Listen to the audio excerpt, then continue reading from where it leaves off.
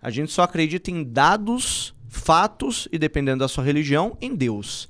Né? Só que a gente costuma se reservar para dados e fatos quando a gente fala de negócios, né? Sim.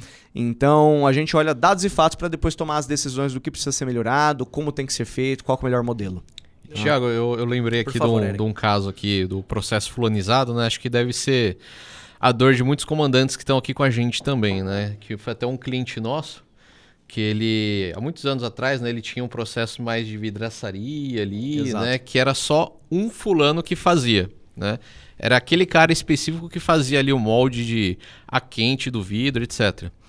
Esse cara morreu. E aí o que aconteceu? Ele levou junto? Declinou tudo que era de vidro. Teve que falar para os clientes, não fazemos mais, porque ninguém mais fazia. Então isso pode ser uma dor aí muito grande de várias pessoas que estão ouvindo aqui a gente. Então a importância de...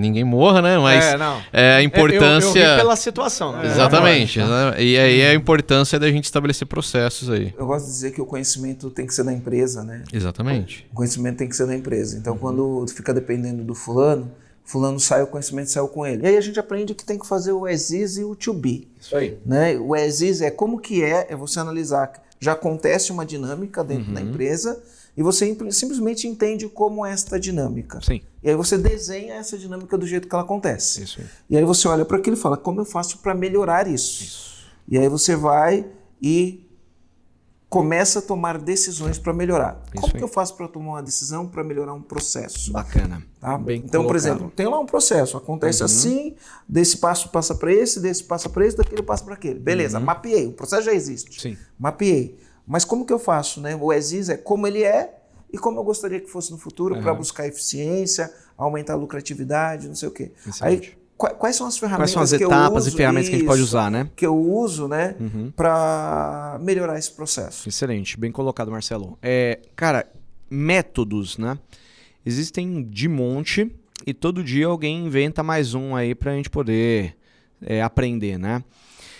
Mas de modo geral, cara, a base assim é sempre a mesma, né?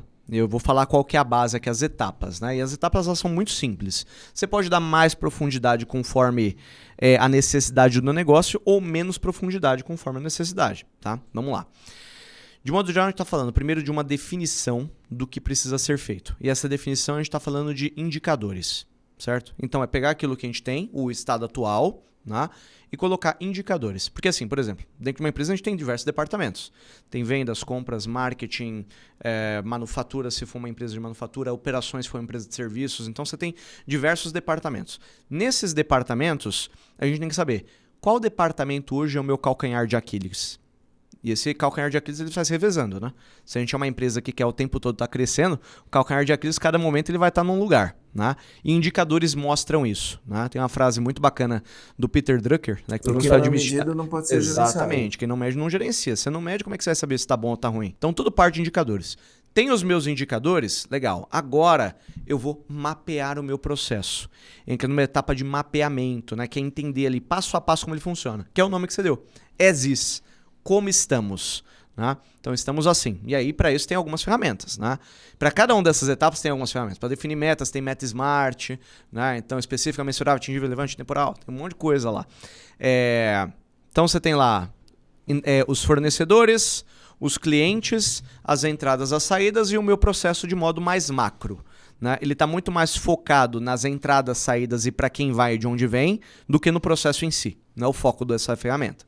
Agora, se o meu foco é o processo no detalhe, aí um mapa funcional atende, que é o tradicional fluxograma. Liga caixinha com outra caixinha, se é isso, põe um losango lá, né? Se acontecer isso, faço isso, se não, faço aquilo, né?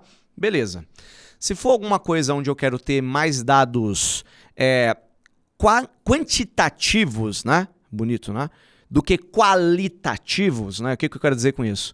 Ao invés de eu querer saber como funciona o processo passo a passo de um colaborador ou de um equipamento, né? Eu quero saber as métricas daquilo ali. Então, pegando ali, por exemplo, um departamento de compras, né?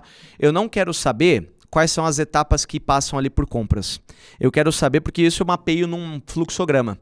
O que eu quero saber é, dentro dessa atividade que aquela pessoa executa, quantas ligações ela faz por dia, qual que é a taxa de conversão, quanto que ela consegue de margem de desconto, como é que ela consegue, qual que é o tempo médio de negociação de pagamento, quanto que ela consegue jogar 30, 60, 90, 120 dias para pagamento. São mais informações quantitativas para eu entender qual é o gargalo do meu processo. Tudo isso aí é identificação, é uma medição.